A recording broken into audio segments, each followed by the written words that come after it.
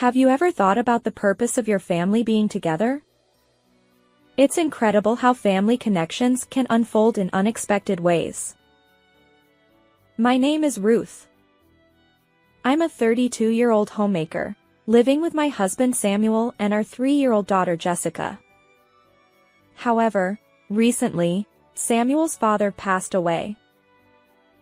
Samuel said, "Leaving Mom to live alone would be unfair. I should live with her." With these thoughts, we were forcibly relocated to our in-laws' house. The place is surrounded by vegetable gardens, providing a natural environment suitable for raising Jessica. However, the house is quite old and needs repairs in various areas. Despite being only 65 years old, Samuel's mother insists she can live alone without any health issues. Nevertheless, Samuel insisted on moving to his parents' home. Before we knew it, Samuel's sister Melissa also decided to live there, saying, "It wouldn't be right to leave Mom's care solely to Samuel. I'll live here too." Melissa had initially talked about taking care of her mother, but in reality, she didn't contribute to household chores at all. She pushed everything onto me. Melissa works part-time and has been divorced, lived alone until now. She wanted to return to her parents' home, but apparently, her father didn't allow it while he was alive. According to their mother, Melissa's infidelity caused the divorce, and their angry father forbade her from returning to the family home. Now that their father has passed away, Melissa finally returned, regardless of whether Samuel and I live there too. She probably intended to take care of her mother, but with our presence, she conveniently leaves the household tasks to me. Melissa thought the part-time income alone made it difficult to pay the rent, but living with the in-laws meant no rent, and perhaps Samuel would cover expenses like food. Melissa, having moved in, soon demanded, "Since my part-time pay is low, Samuel will take care of my living expenses too. I'll do the housework, so that should be fine, right?" However, she barely did any housework, occasionally cleaning the entrance. Samuel, seemingly unable to stand up to Melissa, didn't complain or ask for living expenses, and instead, the mother-in-law used her pension to cover Melissa's costs. I couldn't agree with this, so I told the mother-in-law, "You don't have to pay. We'll manage with Samuel's salary," but she replied, "Don't worry about it. I'm using the survivor's pension from my late husband, so it's fine." The kind-hearted mother-in-law just smiled. The mother-in-law, truly gentle and submissive, allowed Samuel and Melissa to do as they pleased. Samuel, even before moving in, rarely cared for Jessica, and after the move, stopped helping with childcare altogether. On holidays, he'd go out, leaving Jessica without playtime. The mother-in-law filled in, so Jessica wasn't lonely, but I worried about her feelings towards Samuel. Even after work on weekdays, he'd go drinking with Melissa, reducing Jessica's time with him. I was concerned about their relationship and also worried about his finances, given his frequent outings. Melissa has recently stopped going to her part-time job and sleeps until noon every day, then goes out drinking with Samuel at night. It doesn't affect our household finances since she doesn't contribute, but the thought of Samuel paying for all the drinks is frightening.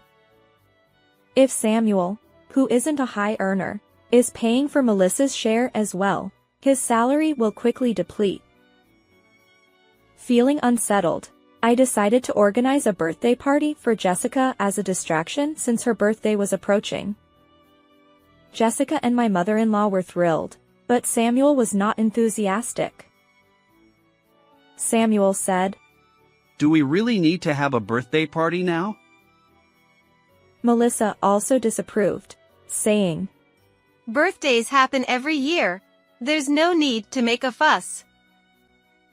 Annoyed by Samuel lounging around the house, I asked, "If you're free, could you go shopping? I'll give you the money, please." He reluctantly began to prepare for shopping.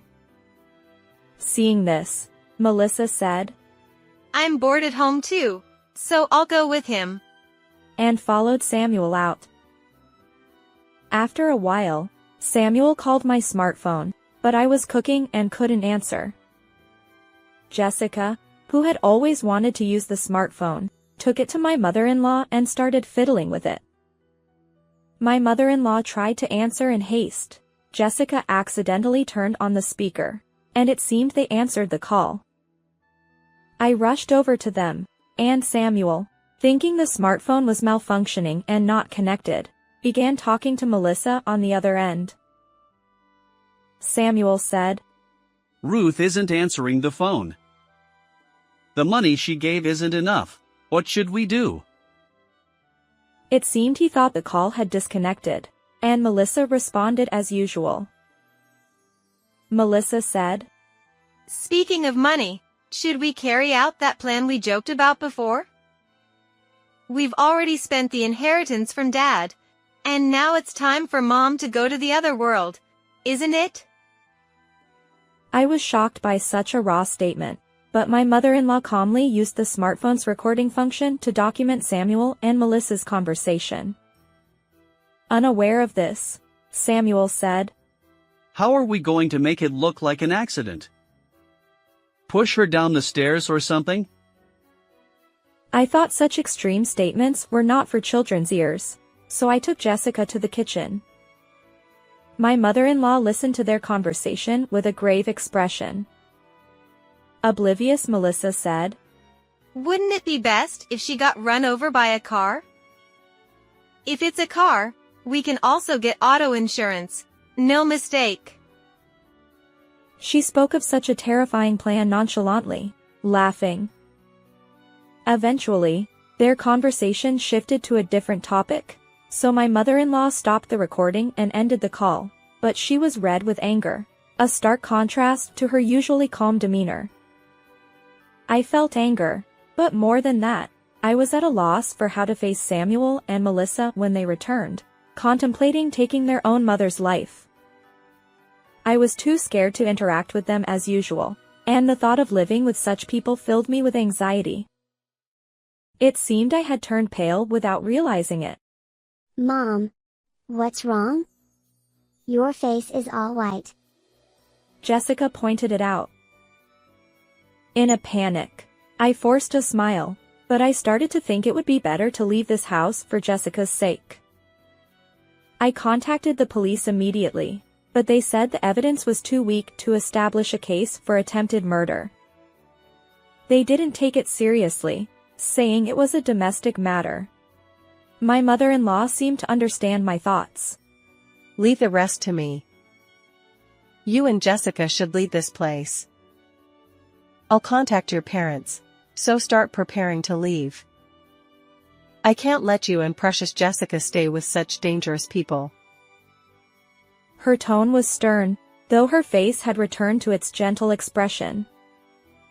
As instructed by my mother-in-law, I began packing to leave the in-laws' house. "What about my birthday party?" She asked, looking sad, so I reassured her.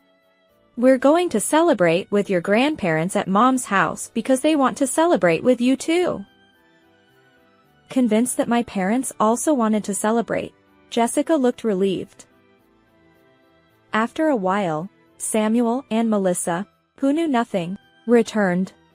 "I didn't buy anything because there wasn't enough money." Samuel shouted angrily. Melissa followed up. "It was a wasted trip, but you still owe me for my time. My hourly rate is high, so you owe me about $100. She said something ridiculous. To them, my mother-in-law said, "Stop talking nonsense and sit down. I have something to tell you." Even as they smirked and joked, my mother-in-law ordered sternly. Just sit down and be quiet. She seemed genuinely angry, shouting at Samuel and Melissa in a voice I had never heard before. Samuel and Melissa, realizing something was wrong, sat down quietly in front of her, and then my mother-in-law called out to me. Ruth, please join us for this conversation. And could you lend me your smartphone? I let Jessica play by herself and sat next to my mother-in-law, setting up my smartphone so that the recording of Samuel and Melissa's conversation could be played immediately. Samuel and Melissa, unaware that their conversation had been recorded, looked complacent. But when they heard their own scheming from my smartphone, they were so shocked they almost jumped. Why did you record that? When did you install a hidden microphone? Samuel stood up, making a scene. Melissa, with wide eyes. Isn't this the conversation we had when we went shopping? She screamed but couldn't say anything more. To the astonished pair, my mother-in-law said, Jessica answered Samuel's phone, but you thought the call was answered, did you? But the call was connected the whole time, so I was able to record all of your plotting. Planning to send your own mother to the afterlife under the guise of an accident. Isn't that a bit too much like a drama?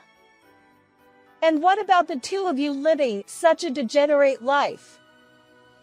Samuel, you come home every night from drinking and push all the housework and childcare onto Ruth. And Melissa, have you quit your part-time job? Just lazing around without working. She exposed their misdeeds and continued to scold them. Melissa quickly made excuses. I never thought of doing such a thing to Mother. It was Samuel who suggested making it look like an accident, and I tried to stop him. Samuel is the bad one.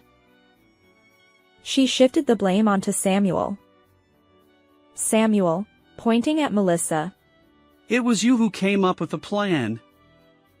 I wasn't keen on it, but you pushed ahead so forcefully that I reluctantly agreed. You're the bad one. They began to blame each other, and both my mother-in-law and I sighed in dismay. My mother-in-law's anger seemed to grow.